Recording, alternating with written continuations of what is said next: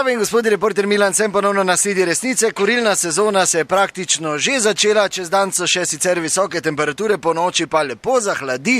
In ko govorimo o kurjavi, je ena novost, ki se tiče predvsem vseh, ki kurijo na trda goriva. Če bi uporabljali mokre drve in bi vas pri tem ujeli, bi lahko kot fizična oseba plačali visoko kazen, kot podjetnik verjetno še višjo. No, zato je ob meni inšpektor iz Ministrstva za okolje in prostor, ki te stvari tudi regulira in preverja.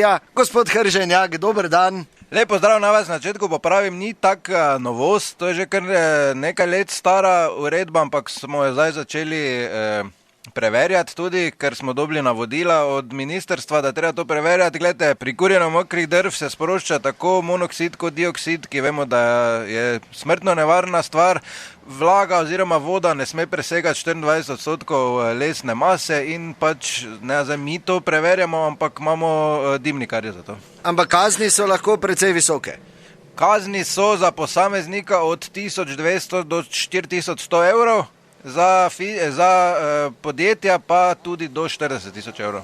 Ja, in odkud dobite informacije? Od dimnikarjev, ja.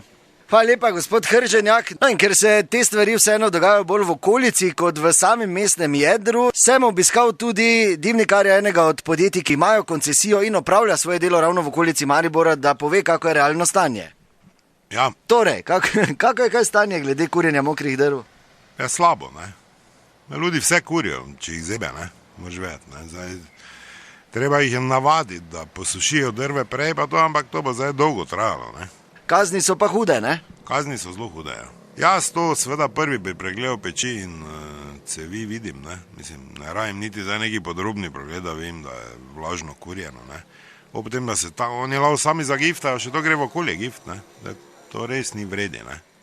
Kazni pa so visoke zelo, ja. In pol recimo vi to vidite in pol morate prijaviti. Ja, mislim, da jaz najrajši tak delam, ne, da vse skupaj bolj vzgojno, da jih takoj ne vdrapnem, da ne morajo 6 let na dopust. Jaz rečem, če je to fizična oseba, glej. Zdaj, če te prijavim, glede na to, da je 4.200 puna kazen, 200 boš ziher, te boš štrafnili, ne. Zdaj za 3 dni lošenja, če mi, veš, ne, ker jaz tudi moram pol to dalje dati, ne.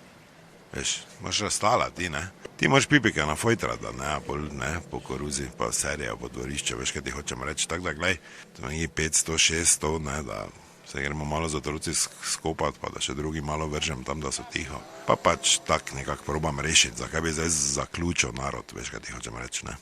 Kaj pa podjetja? To pa 40 evrov kazen, ne. Zdaj sem glih obravnaval enega, glej, ko sem 2-3 sem tako rekel, da sem zamežal, zdaj pa, ko se je pa že tako kadilo, da so se drugi že dušili okrog, pa pes niti ni lajo, tam zraven tote hale.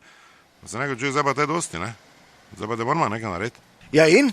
Ja, glede na višino kazni se viš, ne? Pač, sem se z novim klientom črnim pripelo, malo mi je pomagal, ne? Zdaj pa ga gledam, ne? Se 2 dni ni, zdaj pa se mu spet kadi, ne? Se nekaj gled. Jaz tak in tak večji avtor aj megana, tako da pač probam jih na tak način, ne, s takim pozitivnim pristopom jih probam, ne. Ja, super, hvala lepa, do naslednjič ne pozabite, resnica ni plenica, pa vendar marsikomu smrdi.